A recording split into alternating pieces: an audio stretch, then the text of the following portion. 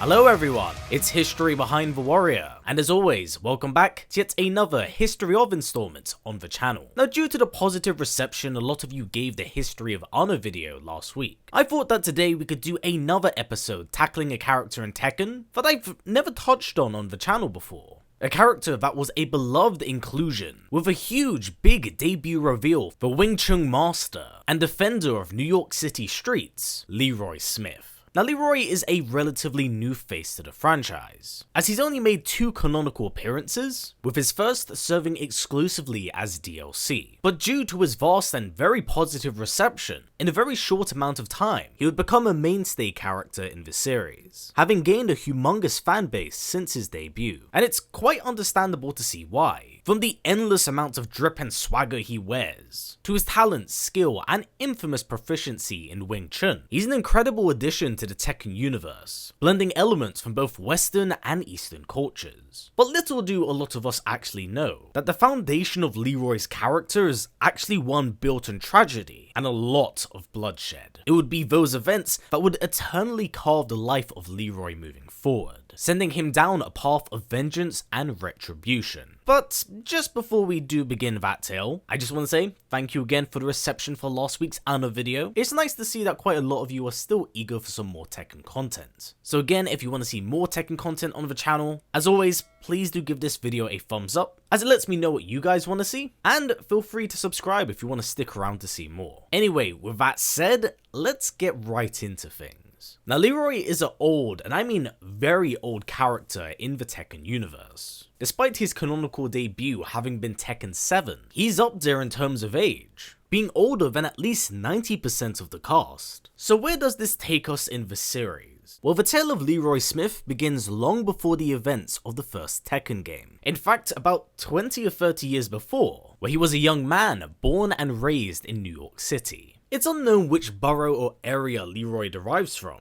but regardless of that information, he does describe himself as a proud New Yorker, deeming it as his one and only true home. Now, the early years of Leroy's life are largely shrouded in mystery, as we've never been given the names of his family, nor any childhood friends. Yet even so, they are a key part of his backstory, because during this time period, the Mishima Zaibatsu, a weapons manufacturer just having turned global conglomerate, would fall under the leadership of Heihachi Mishima, whom at this time had his eyes set on global conquest. And he knew that one of the greatest ways of weakening his enemies in front of their own people would be to cause chaos and atrocities from within. And in that regard, Heihachi was very successful, causing countries and communities to turn against one another from what he was doing. But how does this tie into Leroy Smith? Well, at this point in time, New York City became a hotspot for gang war violence, with the Mishima Zaibatsu having funded all sides in order to crumble the communities from within, and to guarantee that such a vicious cycle would continue. Both politicians and police would be on their payroll, turning a blind eye to these crimes despite how rampant they were. So because of these actions, or I suppose inactions, countless communities were at the brutal end of gang war violence. And this would include the likes of Leroy Smith, as one day when Leroy was out with his family, they would all unfortunately be caught in the middle of a gang turf war, leading to all members of his family being gunned down, and he himself the sole survivor. At this point, on death's doorstep, Leroy did manage to get away by falling into a river. He came to realize the horrible atrocities that occurred, with everyone he ever loved dead and gone. His life was effectively ruined. And the worst part is that he couldn't do anything to change it. With no real home to return to, but understandably still bitter about the events that transpired, Leroy believed that it was best to leave New York, to find himself as a person, but most importantly in his mind, to hone his skills for his return. So after recovering from his wounds, Leroy would depart from New York City, having been picked up by a passing trade ship, and sail across the world. It's unknown of how many countries he traveled to, only that once he arrived in Hong Kong is where he would settle down. Because once he saw the art of Wing Chun, he immediately knew that this was the art and style that he was long looking for. something that could liberate the streets of New York City. Thus, for many years and even decades, Leroy studied and mastered the art of Wing Chun, becoming a Grand Master in Hong Kong. And it's during this time period where we do actually learn of some of the characters he met and interacted with, such as Wu Zhaihao, the master of Feng Wei, and even the likes of Zhao Yu, whom he actually tutored at a very young age. Now, about half a century would pass by, with Leroy then having decided that it was finally time for him to return home, as there was nothing left for him to learn nor master. And it was much easier than he had expected, as due to the events of multiple King of the Iron Fist tournaments, and how leadership was passed between Heihachi to Kazuya to Jin Kazama, the gang turf wars that were there had subsided, but were not entirely gone.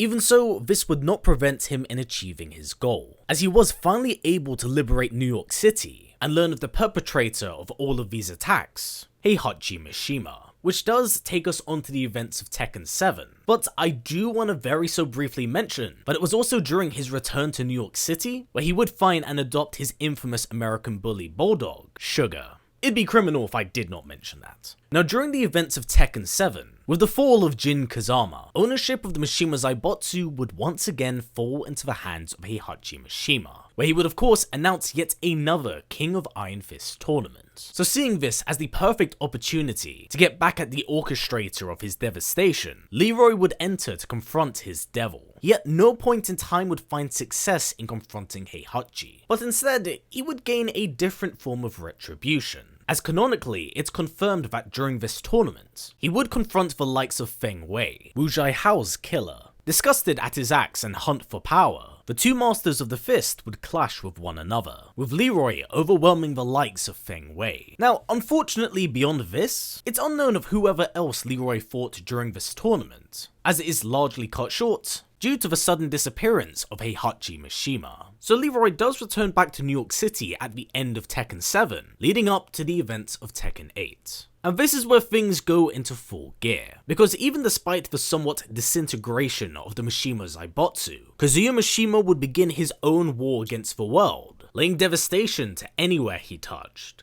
including the likes of New York City, where he gets into a brawl with his son, Jin Kazama. This ensuing fight between devils causes death and devastation that rivals the likes of Leroy's childhood. But unlike before where he was helpless and young, Leroy would ultimately try his best to save as many lives as possible, both during and after this battle. Now, knowing that this fight would never truly be over until the last of the Mishimas was put in the ground, Leroy had his eyes set on Kazuya Mishima. Hence, once Kazuya announces the 8th King of Iron Fist tournament, he would immediately enter. But Leroy himself wouldn't actually make it that far into the tournament, because it's here where he would actually battle the likes of Jin Kazama, someone that he admired despite the New York devastation, and that was because he was actively battling against his father. So this fight wasn't just a test of Leroy's own skill, but whether or not Jin's strengths and convictions would actually be enough to defeat his father. Because once the two crossed fists,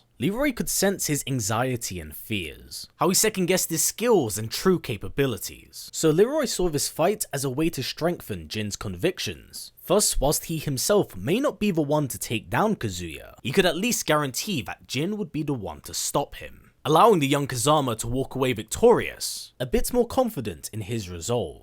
Now, Leroy is largely absent for the rest of the game's story, appearing in the game's penultimate battle between Yggdrasil and G Corporation. And it would be during this all-out war, where he'd once again fight Feng Wei, defeating the Dragon Master, and helping deliver a decisive blow to G Corporation, as Jin is able to defeat his father, allowing the world to be restored to a form of peace. As Leroy can be seen in the game's ending credits, happily drinking a coffee in a restored Times Square, concluding the history and everything we know about Leroy. And it really must be said that Leroy is such a welcome inclusion to the universe. And whilst Leroy is never really pushed front and center, it is an absolute pleasure to watch him work, because the flashy style of Wing Chun that he does utilize really does make it look like he's unloading a barrel into someone. And I absolutely adore how they've blended both Western and Eastern cultures together. He's honestly my favorite debuting character in Tekken 7. So with that said and everything covered here, I now ask you all the question of, What are your thoughts on Leroy Smith to the series? Was he your favourite character and inclusion to Tekken 7? Was it Lucky Chloe? Please do comment down below, as I'd love to hear what you have to say, as Tekken 7 had a number of debuting characters, with very few that did wind up returning. And of course, if you do have any future character suggestions, please post them down in the comments below, as it is the best way of letting me know what you guys would like to see. But for now, that's been it for me. So as always, stay strong, stay well, and I'll catch you in the next one.